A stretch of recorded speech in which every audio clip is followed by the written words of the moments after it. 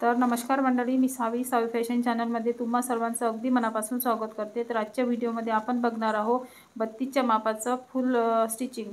तर video skip न करता शेवटपर्यंत पूर्ण बघा। याच्यामध्ये मी तुम्हाला काही टिप्स आणि ट्रिक्स सांगणार आहे की जेणेकरून तुमचं सुद्धा ब्लाउज हा व्हिडिओ पाहून अगदी परफेक्टच शिवता येणार आहे आणि आपल्याला कितीही ब्लाउज परफेक्ट कटिंग करता आलं तरी सुद्धा परफेक्ट शिवता सुद्धा यायला पाहिजे। यासाठी तुम्ही हा व्हिडिओ स्किप न करता शेवटपर्यंत पूर्ण बघा।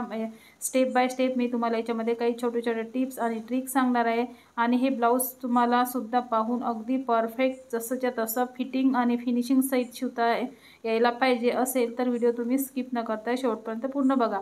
तर बघू शकता, सर्वात पहिले जे आहे ते ब्लाउज कटिंग करून घेतलेलं आहे। अस्तर धुवून प्रेस करून आपल्याला सर्वात आधी ब्लाउज जे आहे ते कटिंग करून घ्यायचं आणि त्याच्यानंतर मेन म्हणजे आपल्याला अस्तर आणि मेन फॅब्रिक अशा पद्धतीने अस्तर जोडून घ्यायचं आहे आणि त्यानंतर एक्स्ट्राचा जो काही कापड असेल तो कट करून इथे अशा पद्धतीचा आपला एक साइड पीस जो आहे तो तयार झालेला आहे आणि तो साइड पीस अशा पद्धतीने ठेवून दुसरा साइड पीस सुद्धा आपल्याला अस्तर अशा पद्धतीने खालच्या साइडने ठेवून बघायचं, म्हणजे दोन्ही साइड पीस जे आहे ते एकाच साइडने जोडले गेले नाही पाहिजे। त्याच्यासाठी अशा प्रकारे आपल्याला अस्तर जोडताना काळजी घ्यायची आहे, म्हणजे लक्ष ठेवायचं आहे की दोन्ही भाग जे आहे ते व्यवस्थित आपल्याला आतमधल्या साइडने अस्तर जोडले गेलं पाहिजे याच्यासाठी।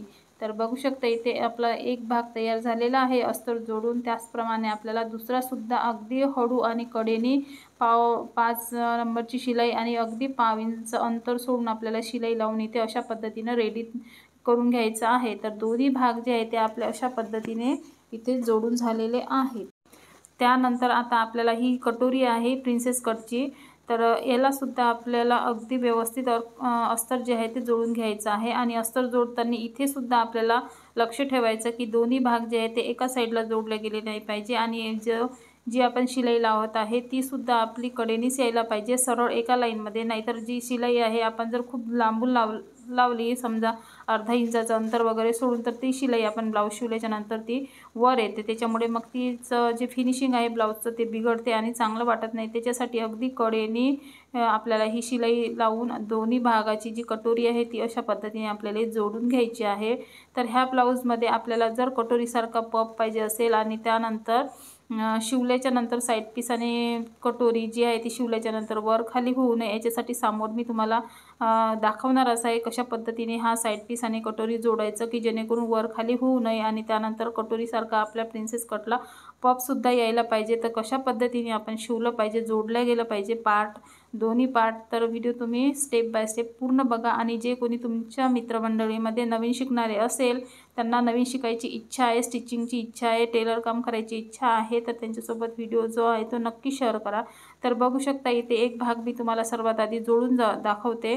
तर सर्वात पहिले साईड पीस आणि कटोरी जी आहे ती आपण वरपासून खालपर्यंत जोडत आहे, म्हणजे इथे बघू शकता इथे अशा पद्धतीने दोन्ही भाग हातामध्ये पकडून इथे अशा प्रकारे आपल्याला आता शिलाई लावून घ्यायची आहे की जेणेकरून आपला जो पार्ट आहे दोन्ही म्हणजे सेम जोडल्या गेले पाहिजे। कोणताच भाग जो आहे तो कमी जास्त व्हायला नको, याच्यासाठी अशा पद्धतीने आपल्याला दोन्ही भाग हातात पकडून अगदी कडेने आपल्याला हळू इथे शिलाई लावायची आहे। तरी सुद्धा आपला हा जो भाग आहे जर कुठला वर खाली होत असेल तर तो कशा पद्धतीने योग्य पद्धतीने कशा प्रकारे जोडला गेला पाहिजे हे सुद्धा मी तुम्हाला समोर सांगणार आहे। तर बघू शकता इथे साईड पीस आणि कटोरी जोडल्याच्या नंतर एक भाग जो आहे तो वर खाली झालेला आहे, तर ही चूक होऊ नये याच्यासाठी आपल्याला हा साईड पीस आणि कटोरी कशा पद्धतीने जोडायची, तर बघू शकता दुसरा जो भाग आहे तो सुद्धा मी तुम्हाला जोडून दाखवते। तर दोन्ही भागाची उंची जी आहे ती सेम आहे, पण आपल्याला जोडताना आपल्याला कुठून कुठपर्यंत जोडायचं हे सुद्धा आपल्याला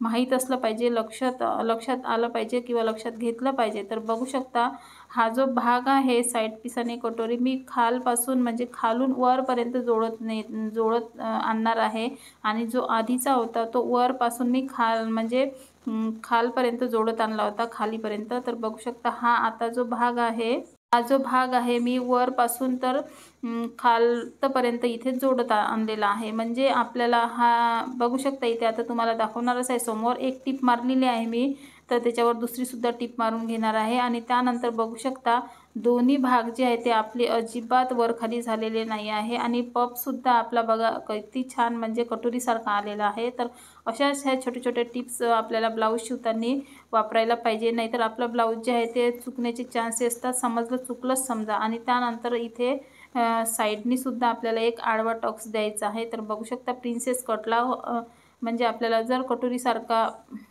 पफ पाहिजे असेल तर इथे हा आडवी टीप जी आहे ती आडवा टक्स तो आपल्याला द्यावाच लागते। तर बघू शकता इथे अगदी कटोरीसारखा इथे पफ तयार झालेला आहे। तर अशा पद्धतीने आपल्याला जे आहे ते साईड पीस आणि कटोरी जोडून घ्यायची आहे। तर आता हा जो दुसरा पहिला भाग आहे तो चुकलेला आहे, आपल्याला अशी चूक होऊ नये याच्यासाठी ह्या ज्या छोटे-छोटे टिप्स वापरून जर आपण ब्लाऊज शिवलं, आपल्याला जर ह्या छोटे-छोटे टिप्स माहीत असलं तर आपलं ब्लाऊज जे आहे ते चुकणार नाही। त्यासाठी आपल्याला जेवढी कटिंग महत्त्वाची आहे तेवढी स्टिचिंगसुद्धा आपल्याला म्हणजे करता आली पाहिजे। हे सुद्धा आपलं खूप महत्त्वाची टिप्स आहे, हे सुद्धा तुम्ही लक्षात ठेवा। आणि बघू शकता इथे अशा पद्धतीने दुसरा जो आपला चुकलेला भाग होता तो मी उचलून घेतला आणि त्यानंतर परत त्याला म्हणजे खालपासून सुरुवात केली जोडायला तर वरपर्यंत, आणि त्यानंतर पहिली सिंगल टिप मारली आणि त्यानंतर दुसरी डबल टिपसुद्धा मारली। तर बघू शकता कारण दोन्ही भागाची उंची सेम असते, पण जोडताना आपल्याला कुठपासून कुठपर्यंत जोडत नेलं पाहिजे हे आपल्याला माहीत राहत नाही। त्यासाठी ह्या छोटे-छोटे टिप्स ज्या तुम्हाला मी व्हिडिओमध्ये सांगते किंवा दाखवते त्या तुम्ही नक्की फॉलो करा आणि ब्लाऊज शिवून बघा। तर बघू शकता इथे अशा प्रकारे आडवीसुद्धा इथे टिप लावून घेतलेली आहे आणि अशा पद्धतीचा जो आपला पफ तयार झालेला आहे अगदी खूप सुंदर असा याची फिटिंग ह्या ब्लाऊजची बसणार आहे।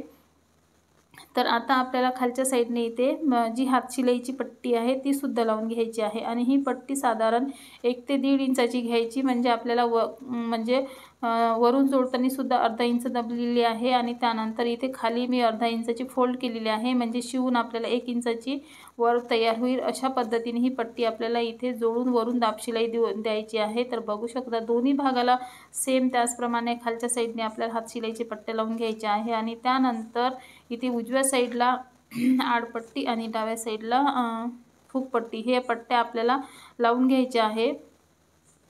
तर सेम पद्धतीने आपल्याला ज्या आपण कटोरी ब्लाऊजला लावतो त्याचप्रमाणे इथे सुद्धा लावायचं आहे। आणि याच्यासाठी बघू शकता मी हा जो ब्लाऊज आहे बोटनेक प्रिन्सेस कट ब्लाऊज आहे, मागच्या साईडनी बोटनेक आहे आणि समोरच्या साईडनी टिपनेक आहे। तर समोरचा इथे मी पंचकोनी गळा केलेला आहे। तर बघू शकता अशा पद्धतीने एक आपला भाग जो आहे तो शिवून अगदी परफेक्ट असा इथे तयार झालेला आहे। तर आता दुसऱ्या भागाला सुद्धा सेम आपल्याला त्याचप्रमाणे हात शिलाईची पट्टी खालच्या साईडने लावून घ्यायची आहे आणि त्यानंतर हुक पट्टीसुद्धा इथे लावून घ्यायची आहे। आणि हा जो 32च्या मापाचा प्रिन्सेस कट ब्लाऊज आहे त्याच्यासाठी मी तुम्हाला मापे सांगते। तर माप जे आहे ते 32 इंच आहे। छाती त्याच्यासाठी शोल्डर टाकलेला आहे 6.5 इंच आणि मुंढा जो आहे तो 7 इंचाचा लावला होता आणि त्यानंतर गळा जो आहे तो 3 इंचाचा रुंदीला आणि डीप नेकमध्ये 3.5 इंचाचा लावला आहे मागच्या साईडने आणि समोरच्या साईडचा गळा जो आहे तो 6.5 इंचाचा लावलेला आहे। तर अशा प्रकारे मापे टाकून छातीचा चौथा, कमरेचा चौथा मापे टाकून इथे मी ब्लाऊज जो आहे तो कट करून घेतलेला होता।